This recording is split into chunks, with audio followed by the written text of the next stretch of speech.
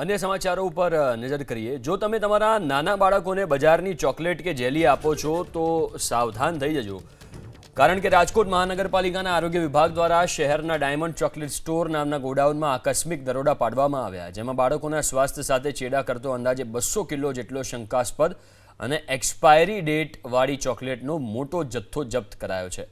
આ દરોડા દરમિયાન બાળકોને આકર્ષવા માટે વેચાતા જેલીવાળા પીવાના ઇન્જેક્શન અને હેન્ડવોશ જેવી ચાઇનીઝ પિચકારીઓનો શંકાસ્પદ જથ્થો પણ મળી આવ્યો, જેમાં જોખમી જેલી જેવું સિરપ ભરીને વેચવામાં આવતું। આ ઉપરાંત પેપ્સીનો બિન આરોગ્યપ્રદ જથ્થો પણ ઝડપી પાડવામાં આવ્યો। આરોગ્ય વિભાગની આ ત્વરિત કાર્યવાહીથી ભેળસેળિયા વેપારીઓમાં ભારે ફફડાટ વ્યાપી ગયો છે। सामान्य रीते नाना बाळको इंजेक्शन जोईने रड़ता होय छे, परंतु आ रीते जोई शकाय छे के आ बाळकोना आरोग्य साथे चेड़ा करता राजकोटनी अंदर इंजेक्शन मळी आव्या छे।